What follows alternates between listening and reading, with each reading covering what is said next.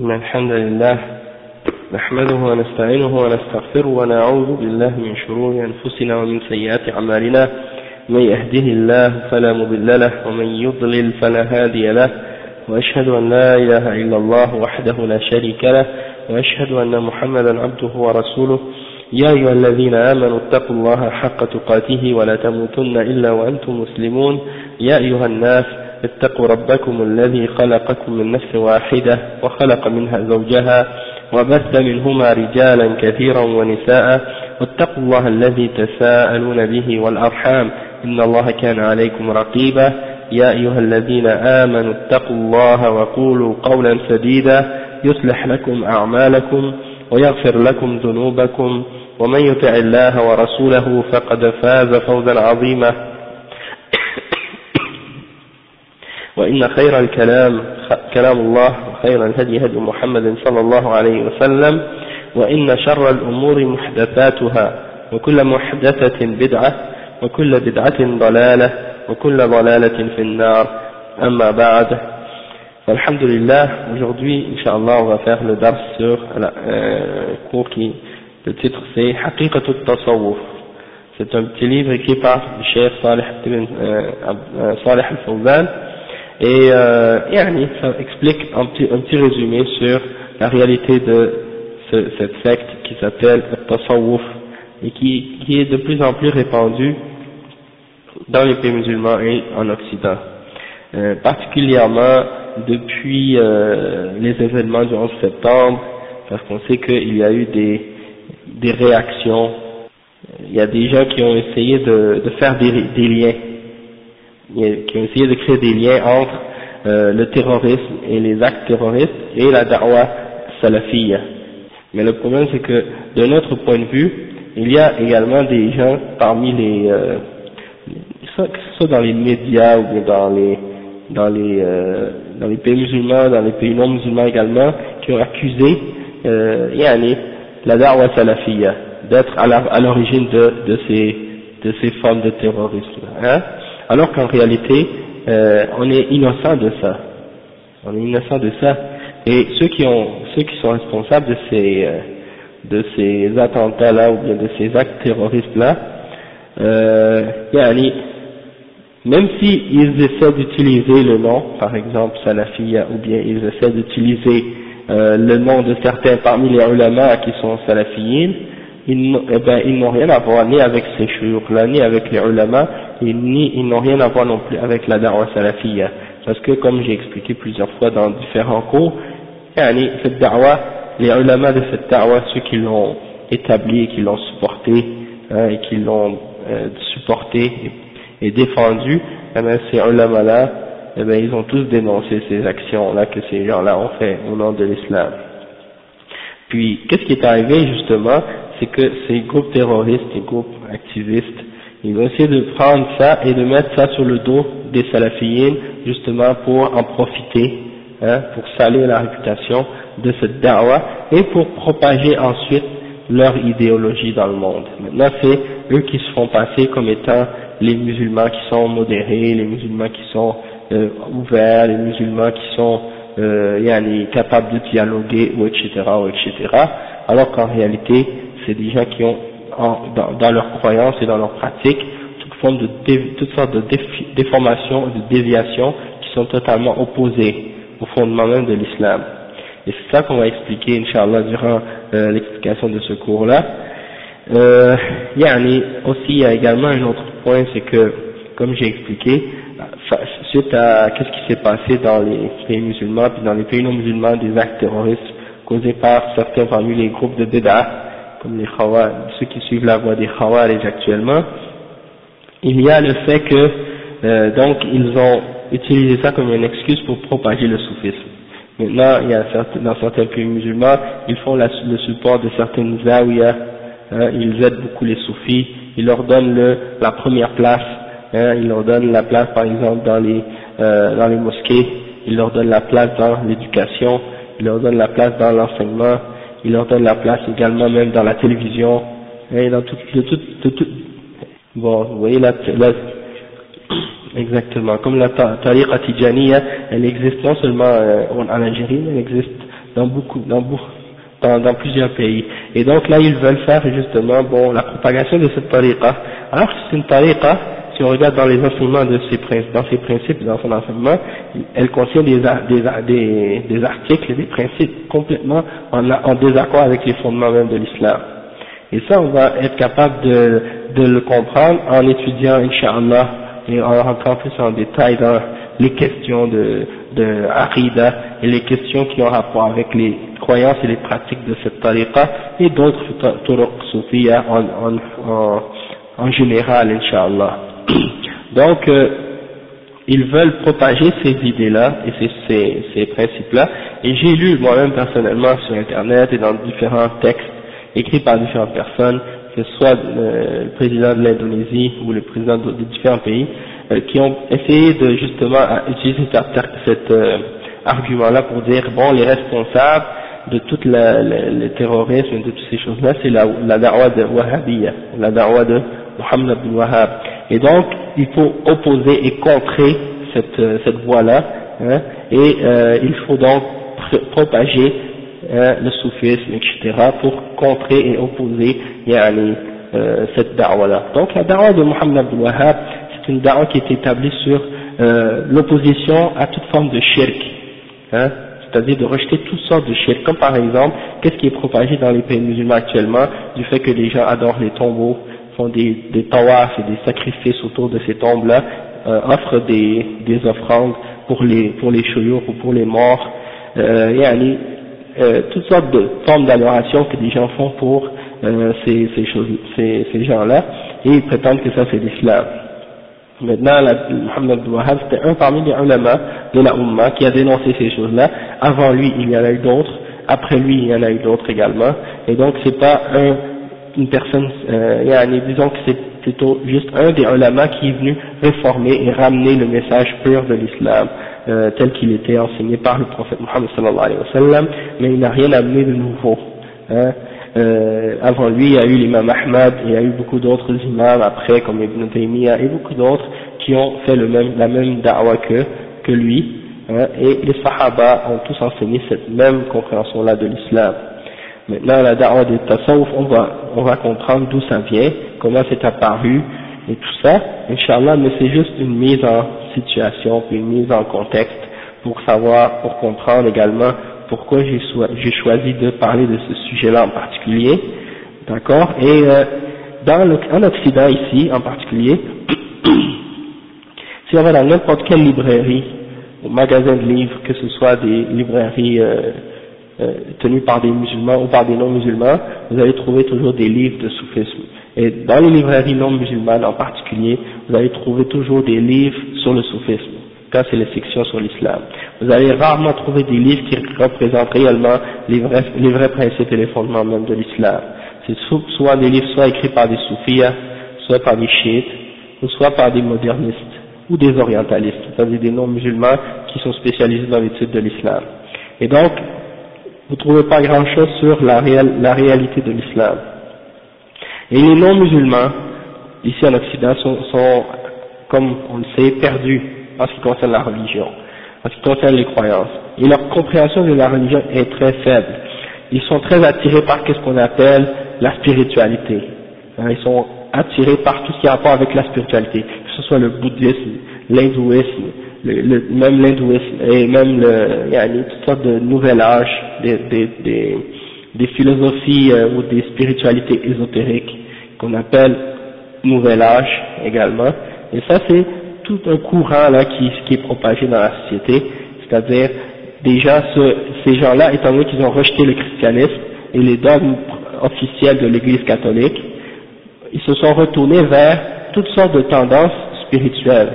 C'est-à-dire quand ils en avaient assez d'avoir une structure, une organisation religieuse qui leur dit vous devez croire en ceci, vous devrez croire en cela, et vous devrez faire ci et ça. Donc c'est comme si pour se révolter et pour se libérer de la religion et des règles de l'Église, ils ont dit nous maintenant ça y est c'est fini, on veut plus la religion, on veut la spiritualité. C'est-à-dire juste de faire certains actes d'adoration et faire certaines pratique pour se sentir bien en nous-mêmes, mais sans avoir des règles, sans avoir des lois, sans avoir des principes et des dogmes, des croyances spécifiques et des choses qu'on doit suivre clairement.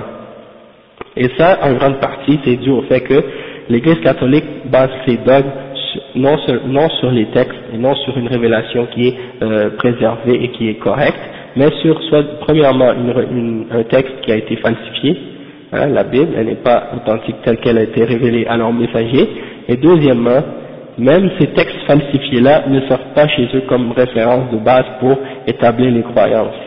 Leurs croyances sont établies sur d'autres principes philosophiques, théologiques, qui n'ont rien à voir nécessairement avec les enseignements de la Bible. D'accord? Même, on peut donner comme exemple la Trinité. Seulement la Trinité, c'est clair qu'il n'y a rien qui mentionne la Trinité dans la Bible. D'accord? Mais c'est des interprétations, des explications tirées de d'autres philosophies qui n'ont rien à voir avec l'islam, c'est-à-dire ni avec l'enseignement de Isa, ni de Moussa, ni d'Ibrahim, ni d'aucun autre prophète. D'accord? Et une fois, bon, je vais vous donner un exemple, j'ai donné un exemple à un chrétien, je lui ai dit 1 plus 1 plus 1 égale 3, et non 1. Et donc la personne, elle me dit, ouais, mais essaie de faire 1 fois 1 fois 1. Ça fait quoi? Il dit, ça fait 1. J'ai dit, ok. Mais là, qu'est-ce que tu dis? Tu dis 1 fois 1 fois 1. Mais si tu rajoutes une infinité de 1, ça va toujours donner 1. Même si tu dis 1 fois 1 fois 1 fois 1 fois 1 fois 1. La quatrième et la cinquième, c'est toujours 1. Et la sixième, c'est toujours 1. Et tu peux mettre même 1 exposé à l'infini, ça va toujours être 1. Exactement. Donc ça voudrait dire que tu pourrais dire qu'il n'y a pas juste 3 en 1, mais une infinie en 1. Et donc ça fait plus de sens. Hein? Donc c'est pour voir les shubuhat que des gens comme ça utilisent, des choses qui n'ont rien à voir ni avec la raison, ni avec la révélation, et qui essaient d'utiliser ça comme preuve pour établir un dogme qui n'est même pas fondé. D'accord? Donc, ces gens-là, étant donné qu'ils ont trouvé un vide spirituel en eux-mêmes, se sont tournés vers toutes sortes de religions spirituelles. Et parmi ces courants spirituels-là, on trouve justement le soufisme.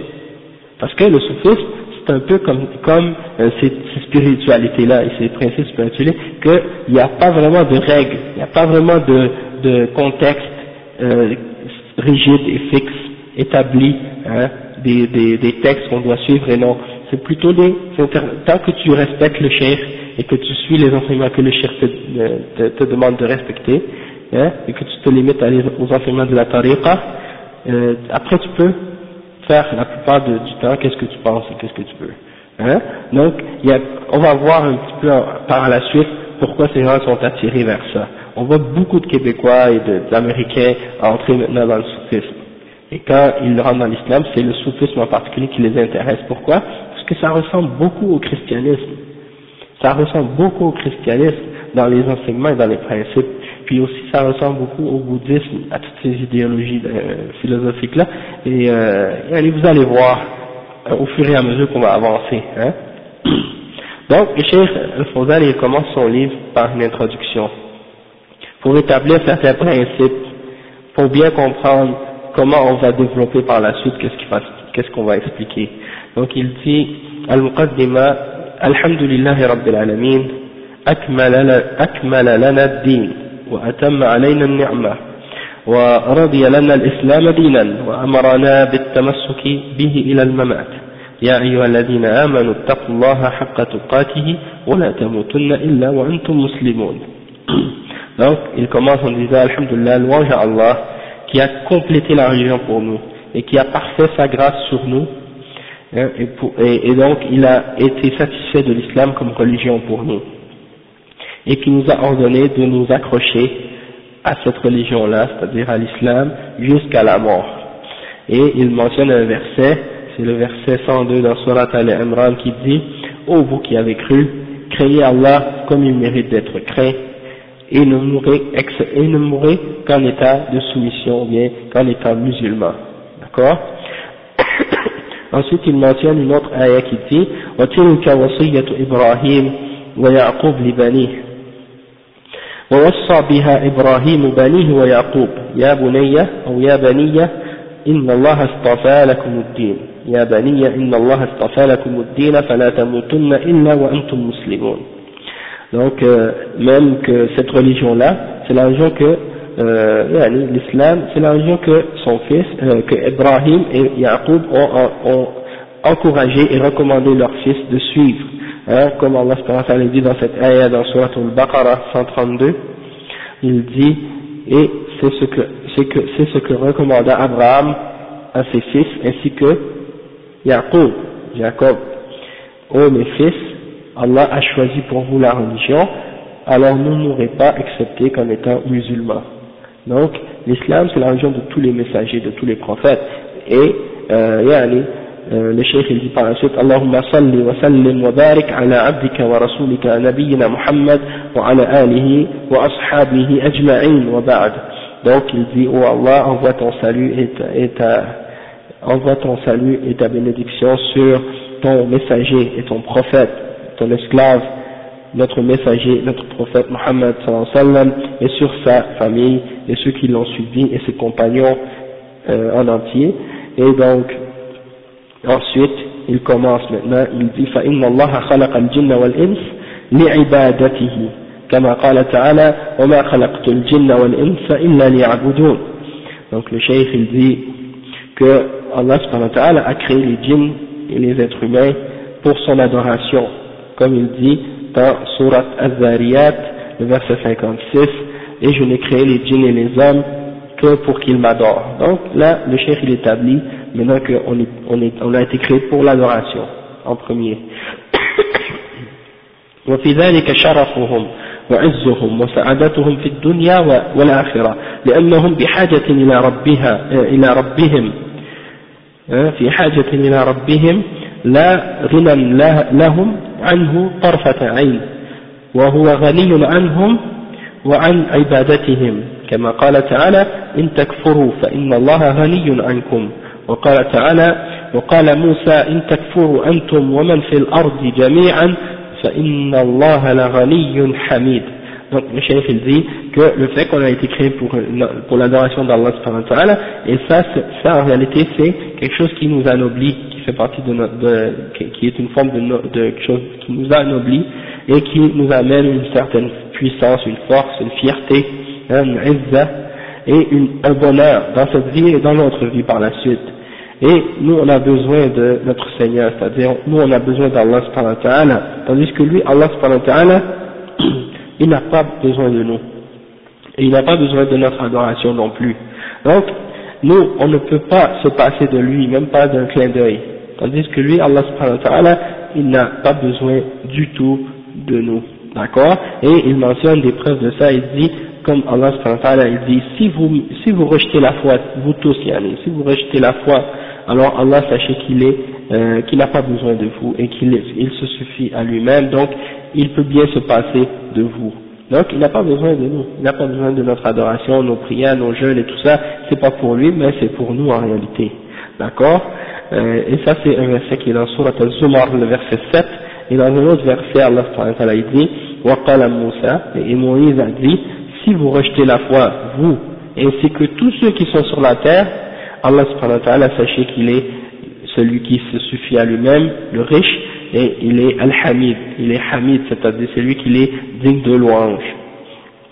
Donc le cheikh dit وَالْعِبَادَةُ حَقٌّ لِلَّهِ عَلَى خَلْقِهِ وَفَائِدَتُهَا تَعُودُ إِلَيْهِمْ فَمَنْ أَبَى أَنْ يَعْبُدَ اللَّهَ فَهُوَ مُسْتَكْبِرٌ وَمَنْ عَبَدَ اللَّهَ وَعَبَدَ مَعَهُ غَيْرَهُ فهو مشرك ومن عبد الله وحده بغير ما شرع فهو مبتدع ومن عبد الله وحده بما شرع فهو المؤمن الموحد. Donc ici le cheikh il explique que il a divisé les hommes en 4 catégories. Le premier c'est al-mustakbir, le deuxième c'est al-mushrik, le troisième c'est al-mubtadi' et le quatrième c'est le mu'min al-muwahhid. Et là il a expliqué, pour ces 4 catégories-là, il a donné c'est quoi leurs caractéristiques. Et le premier, il dit, il faut bien comprendre en premier que al-ibada, c'est un des droits qui est unique à Allah subhanahu wa ta'ala. Hein, tout le monde aujourd'hui parle des droits de l'homme, des droits de l'homme, des droits de l'homme. Hein, mais Allah subhanahu wa ta'ala, il a des droits sur nous. Hein, Allah, il a des droits sur nous. D'accord? Donc ça veut dire que parmi les droits d'Allah subhanahu wa ta'ala, c'est quoi? Le plus important, c'est al-ibadah. Il a ce droit-là sur nous. C'est-à-dire, nous, on est obligé de lui vouer un culte et de l'adorer. C'est pour ça qu'il nous a créés, comme on a dit tout à l'heure. Mais, comme on a expliqué, il n'a pas besoin de notre adoration, donc le bienfait de cette adoration-là, elle revient à nous-mêmes, et non pas à lui. Le bienfait de cette ibadah, c'est pour nous. Donc, le cheikh, il dit, celui qui refuse, ça c'est la première catégorie, celui qui refuse d'adorer Allah, il est mustakbir, c'est-à-dire il est fier, il est orgueilleux, arrogant, il refuse de se soumettre à Allah. Donc ça c'est, bien entendu, l'exemple de Iblis, qui a refusé de se soumettre et de se prosterner. Hein, ça c'est istikbar, c'est la fierté, l'orgueil. Il y a beaucoup d'êtres humains sur la terre, ils savent qu'Allah existe, mais ils refusent de l'adorer, et ils refusent de mettre leur visage sur le sol en humilité pour leur créateur, parce qu'ils ont la fierté. Et ils ont dit, je suis quelqu'un, je suis important, je suis grand, je ne peux pas mettre mon visage par terre. Parce que la chose la plus noble et la plus importante dans l'être humain, c'est quoi? C'est son visage. Et donc, le sol, c'est l'endroit où on marche avec nos pieds. Et donc, c'est un endroit d'humiliation, n'est-ce pas? Quand le plancher, le sol, c'est l'endroit où on marche avec nos pieds. Et donc, quand on met notre visage à l'endroit où on met nos pieds, c'est un signe d'humiliation, d'humilité. Et on s'humilie pour Allah subhanahu wa ta'ala seulement. Donc, quelqu'un qui a de l'orgueil et de la fierté dans son cœur, il refuse de mettre son visage sur le sol par terre. Pourquoi? Parce qu'il se dit, je ne vais pas mettre mon visage à la même place que je mets mes pieds. Hein? Il est fier. Exactement. Donc, il y a beaucoup d'êtres humains. Ils disent pas que Allah n'existe pas. Ils disent pas non, je crois pas en Dieu. Ils disent oui, Dieu existe. Il y a une force, il y a quelque chose qui existe. Mais je refuse de prier. Je refuse de jeûner. Je refuse de l'obéir. Ça, c'est l'istikbar. Ça, c'est la première forme de kufr. C'est la forme que Iblis a ramenée. C'est-à-dire quand il a refusé de se prosterner. Hein? Et cette forme de istikbar, elle a différentes manifestations. D'accord? Et donc, en réalité, de se prosterner devant Allah subhanahu wa ta'ala, c'est un signe d'humilité envers Allah, mais en même temps, c'est un signe d'honneur pour le mu'min. Parce que c'est par ça que, quand tu te rabaisses devant Allah, Allah c'est là qu'il t'élève. Celui qui cherche à s'élever par autre d'Allah, oui, comme le frère a dit, c'est l'endroit lorsqu'il est prosterné, c'est le moment où il est le plus près d'Allah subhanahu wa ta'ala. Donc, ça montre que la grandeur du sujoud, hein, et Iblis, quand il voit quelqu'un se prosterner, ça le met en colère, et en même temps il déteste la personne. Quand elle se prosterne, elle dit, on m'a ordonné de me prosterner et j'ai refusé. Et il voit les êtres humains maintenant se prosterner. Donc c'est quelque chose qui l'enrage. Donc, celui qui refuse d'adorer Allah subhanahu wa ta'ala, c'est al-mustakbir, ça c'est le premier. Deuxièmement, celui qui a adoré Allah subhanahu wa ta'ala, mais qui a adoré en même temps quelqu'un d'autre avec Allah. Donc il a dit, oui, il y a un Dieu, il y a un créateur, mais en même temps, je peux prier à quelqu'un d'autre pour demander de l'aide quand j'ai un problème, comme les soufis par exemple, ou d'autres qui vont dire, je vais demander à un wali, Abdul Qadir al-Jilani, ou Ahmed Tijan, ou un autre, عرفنا ou bien يعني رزقنا به أو اعطينا كذا أو افعل لنا كذا أو المدد ou des choses comme ça. Hein? C'est shirk billah. Donc il يعبد الله يدعو الله أحيانا يدعو الله وحده لكن في نفس الوقت أحيانا يدعو غير الله يعني il ne voit pas de contradiction dans le fait qu'il adore avec Allah quelqu'un d'autre, comme les chrétiens qui prient à Jésus, à Marie, à Joseph, à toutes sortes de saints. Ils croient que ça c'est correct. Et les hindous et les bouddhistes et tous les autres qui adorent autre qu'Allah sur la terre, eh ben c'est la même chose. Et chez les juifs, la même chose. Ils ont une série de saints, ils vont sur leur tombe et ils les invoquent en dehors d'Allah. Donc tout ça c'est la même chose. Pour ces gens-là, c'est tous des mouchriquins. Et après, il dit également, le cheikh, وَمَنْ عَبَدَ اللَّهُ وَحْدَهُ بِغَيْرِ مَا شَرَعَ فهو مبتدع. C'est-à-dire, là c'est la troisième catégorie. Quelqu'un, il dit, ok, moi j'adore juste Allah, je crois en Allah seul, j'adore Allah subhanahu wa ta'ala, et j'adore pas d'autre avec lui. Sauf que je l'adore pas à la façon qu'il m'a demandé. Je suis pas les règles du prophète sallallahu alayhi wa sallam. Je vais adorer Allah seul, mais je vais suivre ma propre façon pour prier, ma propre façon pour jeûner. Hein? Et donc quand quelqu'un va faire ça, eh bien, il sort de la sunna. Et cette adoration-là, elle va pas être acceptée parce qu'elle n'a pas été en accord avec les règles de l'adoration. Et ça, on va donner des exemples après, Inch'Allah. Et la quatrième catégorie que le cheikh a mentionné, c'est celui qui a adoré Allah lui seul. Man abada Allah wahdahu bima shara, fahuwa al-mu'min al-muwahhid. C'est celui qui a adoré Allah subhanahu wa ta'ala lui seul et qui l'a adoré selon qu'est-ce qu'il a enseigné et qu'est-ce qu'il a commandé. Celui-là c'est qui? C'est al-mu'min, c'est le vrai croyant, et c'est lui qui est al-muwahhid, c'est-à-dire celui qui a réellement établi le tawhid et qui a unifié Allah subhanahu wa ta'ala. Donc, ça veut dire que nous on doit faire partie tous de cette quatrième catégorie-là, si on est musulman. D'accord? Si on est musulman, on doit faire partie de cette quatrième catégorie-là. Cheikh ensuite il dit وَلَمَّا كَانَ الْعِبَادِ في ضرورة إلى العبادة ولا يمكنهم أن يعرفوا بأنفسهم حقيقتها التي ترضي الله سبحانه وتوافق دينه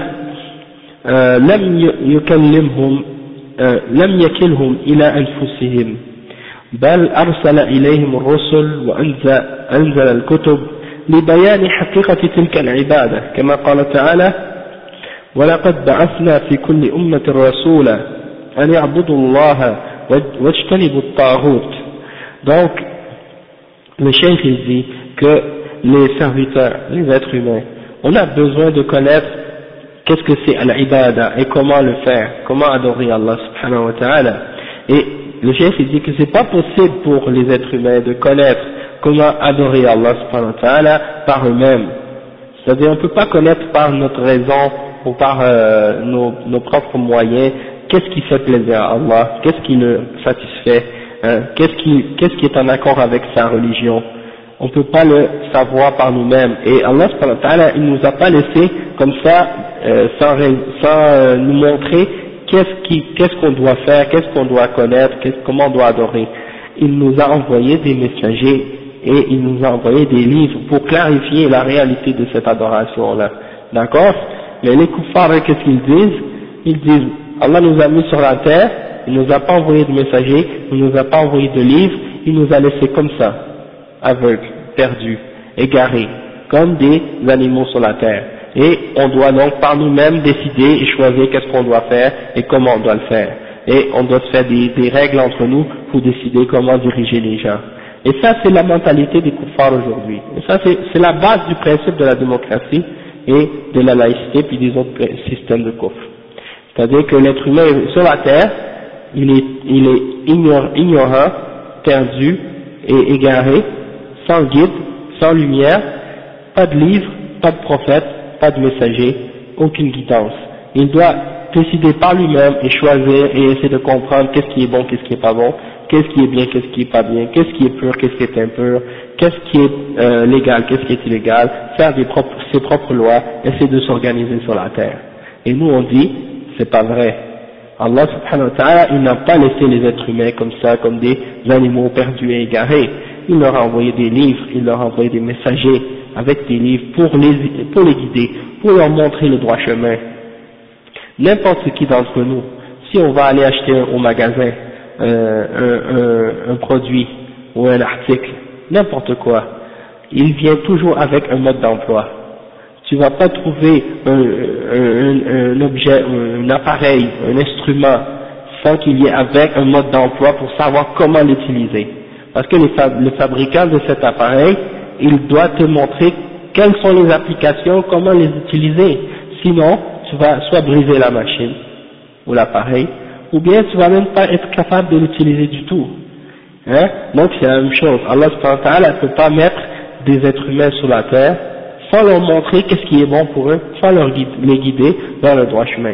Si des gens croient que Allah subhanahu wa ta'ala est comme ça, c'est-à-dire qu'ils croient en un Dieu qui n'a pas de sagesse, il croit un Dieu qui n'a pas de miséricorde pour sa créature, hein, et ça c'est pas concevable en ce qui concerne Allah subhanahu wa ta'ala. Donc il ne peut pas laisser les êtres humains dans l'ignorance et dans l'égarement, il faut qu'il leur montre et qu'il leur donne un moyen de connaître la vérité, d'accord? Donc c'est pour ça que le cheikh il dit, on a suscité dans chaque nation, ça c'est un verset dans Surat al-Nahl, le verset 36, on a fait susciter dans chaque nation un messager pour qu'il dise aux gens, adorez Allah seul et écartez-vous du Tarout. Hein? Donc comme on a donné l'exemple tout à l'heure que Allah subhanahu wa ta'ala ne peut pas nous laisser dans l'égarement en ce qui concerne les règles de la vie, et le plus important d'entre ces choses-là dans les règles de la vie, c'est bien entendu de savoir qui il est, hein, de nous faire connaître quelque chose à propos de lui, pour qu'on sache qui il est, Allah subhanahu wa ta'ala, hein, c'est qui notre créateur, on a besoin de le connaître. Si on veut l'adorer, et qu'on ne le connaît pas, on ne peut pas l'adorer, hein, donc il faut qu'on le connaisse, et il faut qu'on connaisse qu'est-ce qu'il aime, qu'est-ce qu'il veut de nous, pourquoi il nous a créés. Si tu restes comme ça sans savoir, alors ça veut dire que tu vis comme un animal, tu vis comme un animal sur la terre, tu sais même pas pourquoi tu es créé, pourquoi tu vis. Et l'animal, peut-être qu'il est mieux que toi dans ce sens-là. Pourquoi? Parce que l'animal, lui, il se pose pas de questions, il suit son instinct. Il suit l'instinct qu'Allah lui a donné, comment Allah l'a créé. Il se pose pas de questions. Alors que l'être humain, lui, il a la capacité, il a la conscience, il a les moyens de réfléchir, et il ne l'utilise pas, il le laisse de côté. Il voit, il entend, il peut parler, il peut s'exprimer, mais au lieu de faire ça, il fait comme s'il ne les avait pas ces moyens-là, et il s'aveugle, et il ferme ses oreilles, et il dit rien de bon. Donc ça veut dire c'est comme si en réalité il est pire qu'une bête, et c'est pour ça qu'Allah dit dans le Coran, Ulaika kal-an'am, bal hum adall. Hein, ils sont comme des bêtes, même ils sont pires encore. Hein, c'est ça l'égarement de ces gens-là. Et le cheikh il mentionne une autre ayah par la suite qui dit وقال تعالى وما أرسلنا من قبلك من رسول إلا نوحي إليه أنه لا إله إلا أنا فاعبدون. Donc le cheikh il dit, et Allah subhanahu wa ta'ala il dit dans le verset Surat Al-Anbiya, le verset 25, et nous n'avons envoyé avant toi, nous n'avons envoyé aucun messager avant toi, excepté que nous lui avons révélé, il n'y a pas d'autre qui mérite d'être adoré excepté moi, alors adorez-moi. D'accord? Donc Allah subhanahu wa ta'ala, il a envoyé tous les messagers pour faire connaître aux êtres humains qu'il n'y a pas d'autre qui mérite l'adoration excepté Allah. Donc nous devons adorer Allah seul. D'accord? Ensuite le cheikh il dit فمن حاد عما بينته الرسل ونزلت به الكتب من عبادة الله وعبد بما يملي عليه ذوقه وتهواه نفسه وما زينته له شياطين الإنس والجن فقد ضل عن سبيل الله ولم تكن عبادته في الحقيقة عبادة لله بل هي عبادة لهواه. Et le cheikh dit وَمَنْ أَضَلُّ مِمَّنِ اتَّبَعَ هَوَاهُ بِغَيْرِ هُدًى مِنَ اللَّهِ.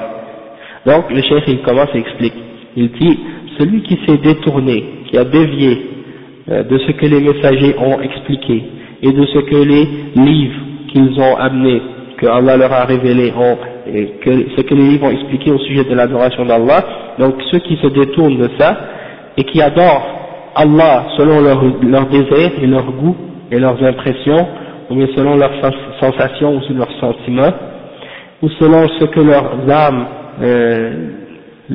selon les passions de leurs âmes, ou ce que les diables parmi les hommes et les êtres humains leur ont embelli, parmi les shayatines, les diables parmi les hommes et les djinns qui leur ont embelli certaines choses.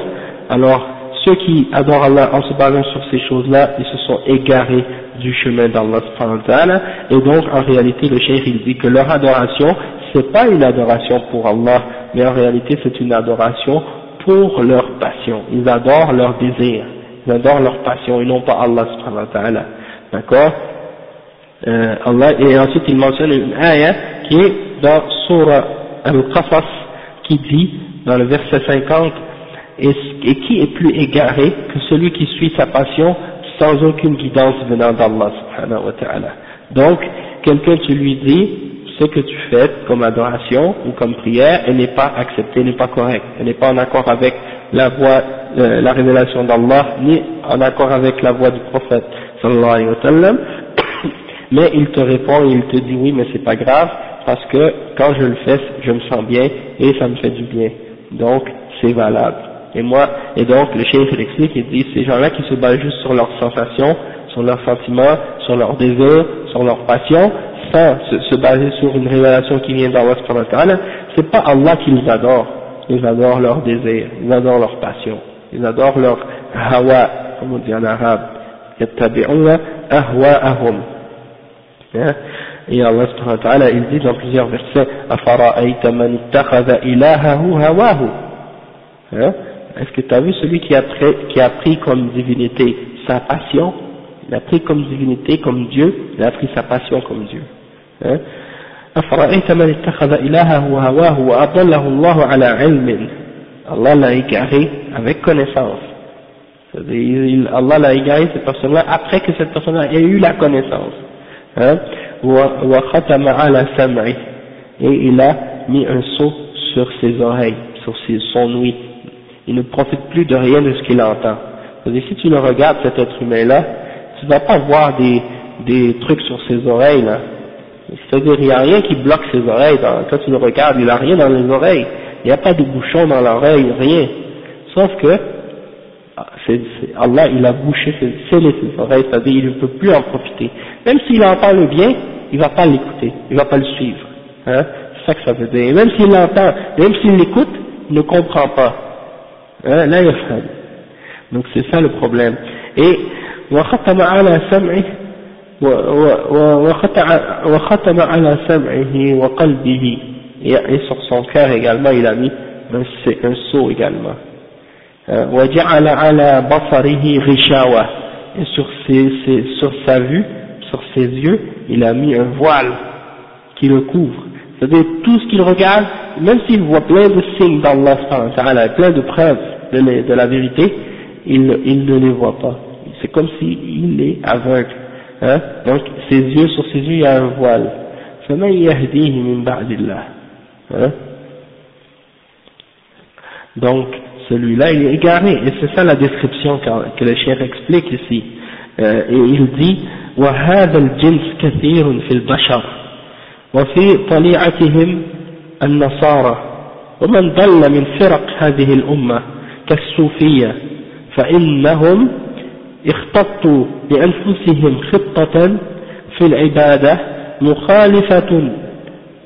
مخالفة لما شرعه الله في كثير من شعاراتهم، وهذا يتضح ببيان حقيقة العبادة التي شرعها الله على لسان رسول الله صلى الله عليه وسلم، وبيان ما عليه الصوفية اليوم من انحرافات عن حقيقة تلك العبادة.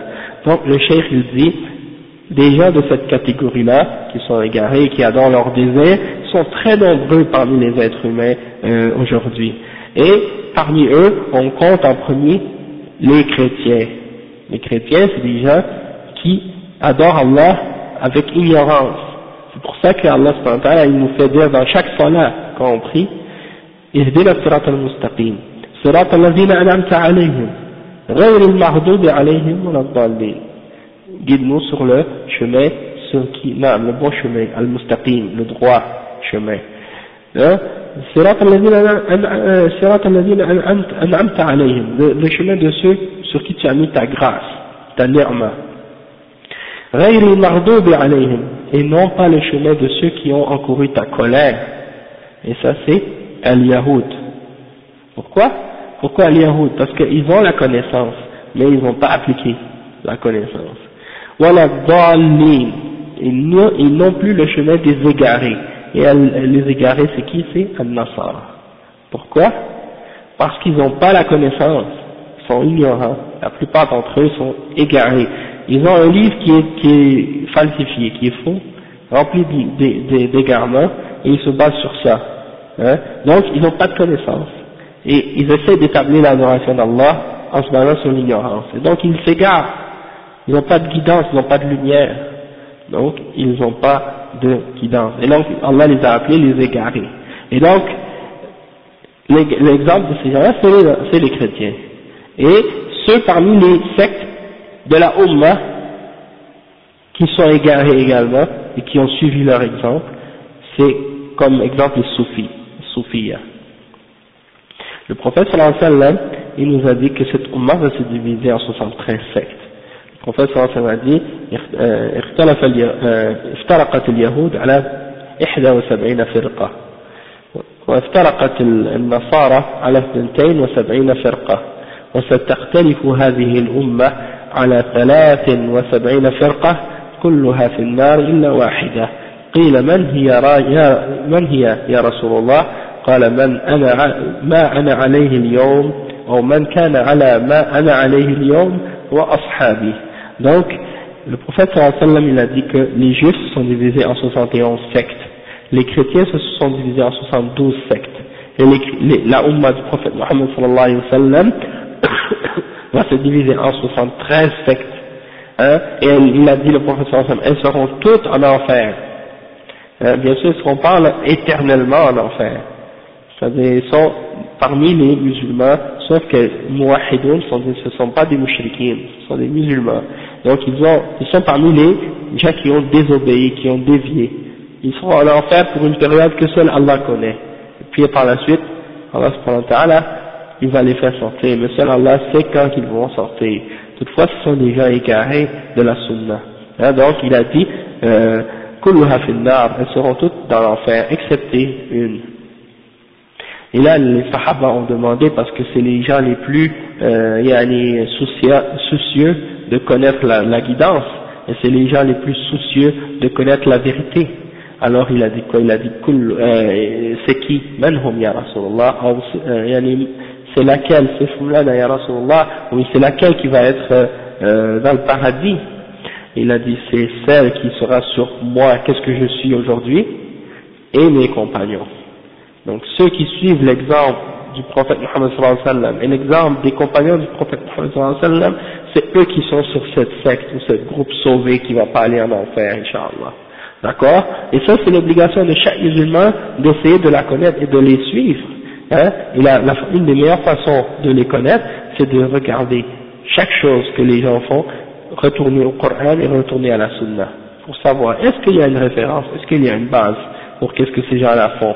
Et c'est comme ça que tu vas reconnaître les gens qui suivent ce groupe qui est sauvé, Inch'Allah.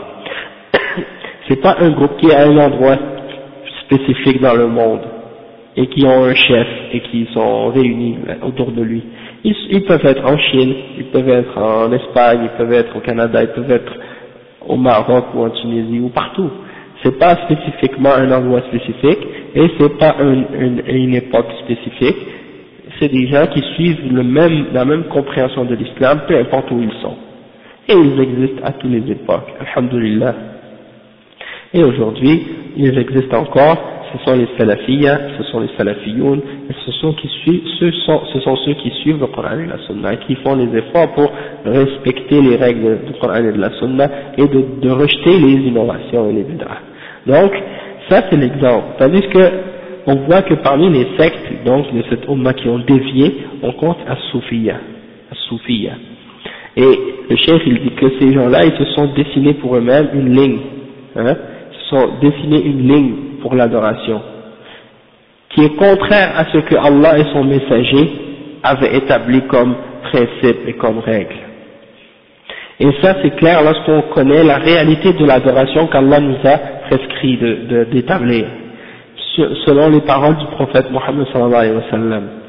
Et lorsqu'on va clarifier la réalité de ce que pratiquent les soufis aujourd'hui, de déviation et d'égarement, on va comprendre que ces gens-là sont loin de la réalité de l'adoration qu'Allah nous a commandé d'établir. D'accord?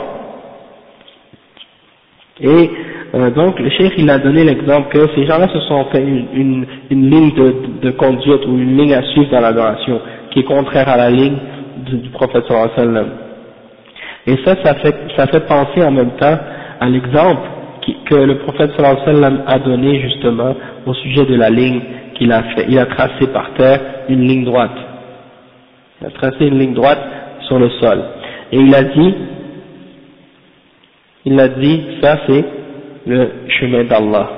Ensuite, il a fait à gauche et à droite de cette ligne plein de petits traits.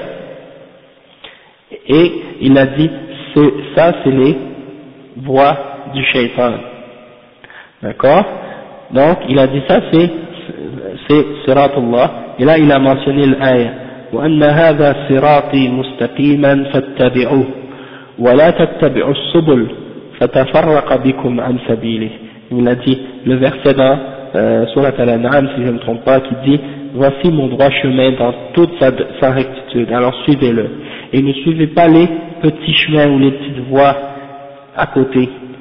Parce que le professeur Sam a dit, sur chacun de ces chemins-là, il y a un shaitan qui appelle les gens à le suivre. Et comme on peut voir ici,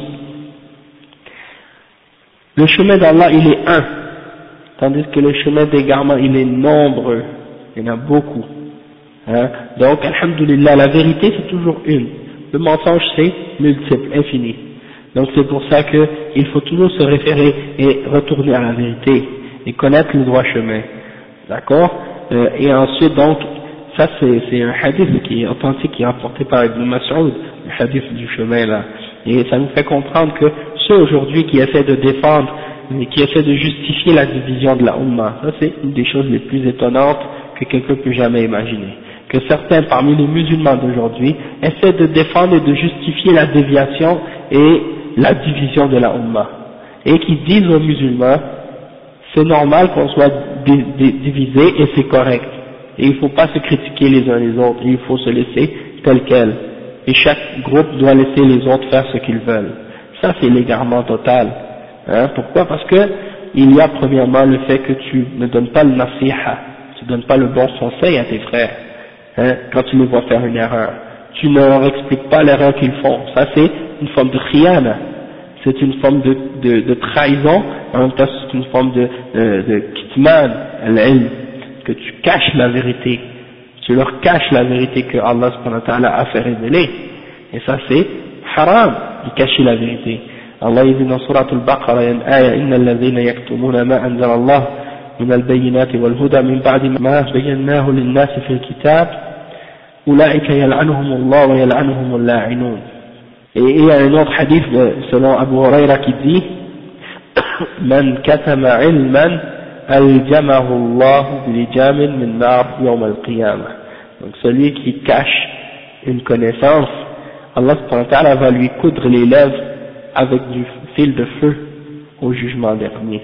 Donc ça veut dire que de cacher la vérité que tu connais au sujet de quelque chose, alors que tu pourrais avertir tes frères contre un égarement ou un danger ou une chose fausse, mais ça c'est une forme de cacher la vérité.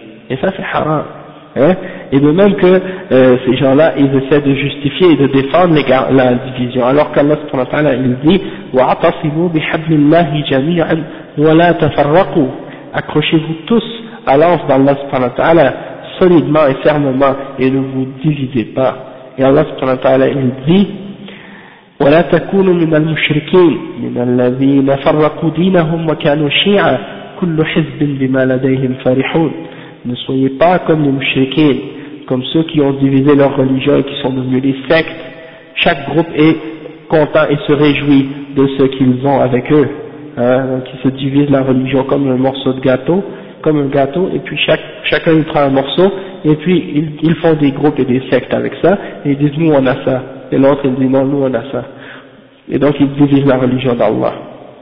Et Allah subhanahu wa ta'ala il a interdit ça. Et il a dit ya ayyuhalladhina amanu udkhulu fi s-silmi kaffa, oh les croyants, entrez dans l'islam en entier. D'accord? Et donc c'est pas permis pour les gens de se diviser dans la religion. Et Allah subhanahu wa ta'ala il dit وَمَا يَزَالُونَ مُخْتَلِفِينَ إِلَّا مَنْ رَحِمَ رَبُّكَ وَلِذَلِكَ خَلَقَهُمْ وَمَا يَزَالُونَ مُخْتَلِفِينَ. C'est-à-dire ils vont toujours être, les êtres humains ils vont toujours être désunis et divisés. إِلَّا مَنْ رَحِمَ رَبُّكَ, sauf qui? Sauf ceux que ton Seigneur a fait miséricorde. Ceux à qui ton Seigneur a fait miséricorde, eux ils ne se divisent pas.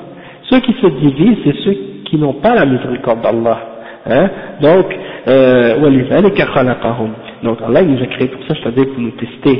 Et donc c'est normal qu'il y a division, sauf que ceux qui suivent le haqq et qui veulent être sur la vérité, ils ne vont pas se diviser.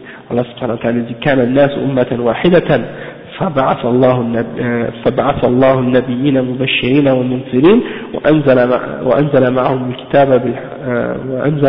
الكتاب بالحق ليحكم بين الناس فيما اختلفوا فيه وما اختلف فيه إلا الذين أوتوه من بعد ما جاءتهم البينات بغيا بينهم فهدى الله الذين آمنوا لما اختلفوا فيه من الحق بإذنه.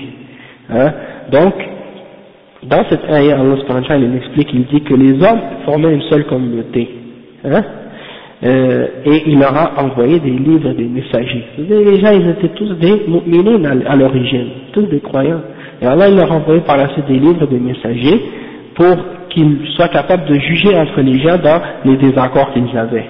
Et après Allah il dit, et ils ne se sont pas divergés, ils n'ont pas divergé entre eux, excepté après que la révélation soit venue à eux, par jalousie entre eux, par injustice et par jalousie entre eux, les uns contre les autres. Et Allah il a dit par la suite,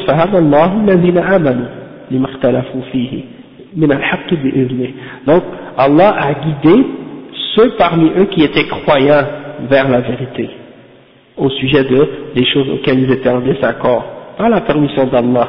Donc ça veut dire que ceux qui sont vraiment des mu'minines, qui veulent vraiment suivre la vérité, ils ne vont pas se diviser, ils vont s'unir sur la vérité. Et c'est ça qu'on dit à la Ummah et à tous les musulmans, réunissez-vous sur le haqq, réunissez-vous sur le haqq, et non pas sur le juste se réunir pour le fait de se réunir. Et c'est ça l'erreur de beaucoup de jama'at, beaucoup de groupes aujourd'hui, qui disent on veut juste se réunir en tant que musulmans, peu importe qu'est-ce qu'on fait. Et ça c'est incorrect. Les salafs ils étaient tous unis sur une seule aqidah. Maintenant tu vois un groupe, le fondateur de ce groupe il était soufi, d'une tariqa shaziliya. Par exemple Hassan al-Banna, fondateur des Ikhwan Muslimin. Il était soufi de la tariqa shaziliya, al-Hisafiyya. Déjà c'est une division. Ensuite dans l'aqidah il est ash'ari. Est-ce que les sahaba ils étaient des soufis, ils faisaient partie d'une tariqa? Est-ce qu'ils étaient dans l'aqidah des ash'aira, les salafs? Jamais de la vie. Abu al-Hassan al-Ash'ari il est né en 260. En 260 Hijri. Et pendant 40 ans il était mu'tazili, sur la secte des mu'tazila. Donc ça veut dire pendant 40 ans, de 260 à l'an 300, il était sur la aqidah des mu'tazila. Donc il est venu après les 3 premières générations des salafs, les 3 siècles préférés. Et il est venu avec une aqidah qui est en contradiction avec la aqidah des salafs. Il a réfuté les ash'aira, il a réfuté des mu'tazila avec des idées qui sont presque les mêmes que celles des mu'tazila en ce qui concerne la négation des attributs, en ce qui concerne al-qadar, en ce qui concerne le tawhid et beaucoup d'autres aspects. Il est rentré dans ilm al-kalam et d'autres choses. Par la suite, Allah a fait qu'il se repente à la fin de sa vie et qu'il est revenu à la voie de Ahl Sunnah wal Jama'a. Il a écrit un livre qui s'appelle Al-Ibana fi Usul al-Diyana. C'est un livre dans lequel il a clarifié qu'il est revenu à la position de Ahl Sunnah wal Jama'a dans le fait d'affirmer les attributs d'Allah subhanahu wa ta'ala, et il a cru à la voie de l'imam Ahmad comme ça a été expliqué dans son livre. Mais ces gens-là, la plupart, si vous voyez les soufis aujourd'hui, dans leur pratique religieuse, dans leur façon d'adorer, ils sont soufis, mais dans leur aqidah, ils sont ash'ara ou maturidiyya, si ce sont des Pakistanais ou des Turcs. Parce que en Inde, au Pakistan, ce sont les Ahnaf qui sont répandus là-bas, et les Ahnaf, eux, sont des maturidiyya. Mais c'est presque la même aqidah que les ash'ara, ils ont juste des petites différences entre eux sur des différents principes. Comment on peut prétendre vouloir réunir ces gens-là qui ont des aqidas différentes, qui ont des manahij différents, et puis après dire qu'on est une umma wahida, puis qu'on va on va pas discuter des questions de aqidah qui nous divisent, et qu'on va laisser passer ça comme si rien n'était, et qu'on est une umma wahida. Non, il faut revenir à la base, il faut revenir sur une même aqidah. Et il ne faut pas accepter le fait qu'on soit divisé sur ces questions-là, ça c'est haram. Et donc ceux qui sont vraiment pour le fait que les musulmans s'unissent sur la vérité aujourd'hui, c'est ceux qui vont clarifier à la Ummah les divisions et les problèmes pour les ramener à la base de la aqida des Sahaba et des Salaf. D'accord? Et donc ça c'est juste un point à mentionner en passant, parce que c'est un point qui est mal compris par plusieurs actuellement, et on en a parlé plusieurs fois, comme la règle des Ikhwan Muslimin qui dit يعني نتعاون مع بعض فيما اتفقنا عليه ونعذر بعضنا بعضا فيما اختلفنا فيه. Donc quand ils ont quelque chose en accord, hein, ils s'unissent. Et ça, Inch'Allah, il n'y a pas de problème si c'est avec les mu'minines. Allah dit وَتَعَاوَنُوا عَلَى الْبِرِّ وَالتَّقْوَى وَلَا تَعَاوَنُوا عَلَى الْإِثْمِ وَالْعُدْوَانِ. Donc on s'unit et on travaille dans le bien et dans le haqq. Alhamdulillah. Mais quand tu dis وَنَعْذُرُ بَعْضُنَا بَعْضًا فِيمَا اخْتَلَفْنَا فِيهِ, et là il faut spécifier de quelle sorte de khilaf on parle. Est-ce que c'est un khilaf sur lequel il y a des textes et des principes et des fondements? Est-ce que c'est un khilaf dans les fondements de la religion, dans l'aqida et dans l'usul? Ou bien c'est même on accepte les khilafs même dans la aqida? Et l'aspect qui est triste, c'est comme j'expliquais plusieurs fois, ils acceptent même la différence et les divergences dans l'aqida, parce qu'ils acceptent que les musulmans aient n'importe quelle aqida et qu'ils suivent n'importe quel manhaj tant qu'ils sont avec eux. Ils acceptent les soufiyas, ils acceptent des gens qui ont des aqidas de khawarij, ils acceptent des gens qui ont des aqidas de mu'tazila, ils acceptent des gens qui ont des aqidas de soufiyas, ils acceptent les asha'ira, ils acceptent des murji'a, ils acceptent des gens qui sont aqlaniyoun, toutes les tendances, même des chrétiens et des juifs, ils disent que ce sont nos frères dans la religion. Hein? Ils disent les Yahoud et les Nasara, ikhwanuna, c'est ikhwanuna. Donc ça veut dire que même les juifs et les chrétiens pour eux ne sont pas des kuffars. Donc ça veut dire que quand tu regardes ces tendances-là, tu dis, ben alors dans ce cas-là, on doit rejeter ce principe-là, il faut complètement. Et si c'est ça qu'ils appellent les gens à suivre, on voit que c'est une des bases d'égarement. Hein? Parce que les soufis, comme on va comprendre plus tard, c'est un des groupes parmi les musulmans qui appellent les gens à qu'est-ce qu'on appelle tawhid al-adyan, de dire qu'il n'y a pas de différence entre les religions, on est tous une seule religion. Ok, et il faut tous s'unir sur qu'est-ce qu'on est d'accord, hein? C'est-à-dire qu'il y a un Dieu qui existe et tout. On oublie nos divergences et nos différences, hein? Et il faut tous s'unir et une interprétation un peu humaniste de la religion, c'est-à-dire l'important c'est qu'on fait le bien et qu'on est tous des êtres humains. C'est pas de suivre telle ou telle religion ou des choses comme ça, hein? Donc, on va y revenir, Inch'Allah. Donc on va s'arrêter ici, puis on continuera mercredi prochain pour l'explication de ça, bismillah.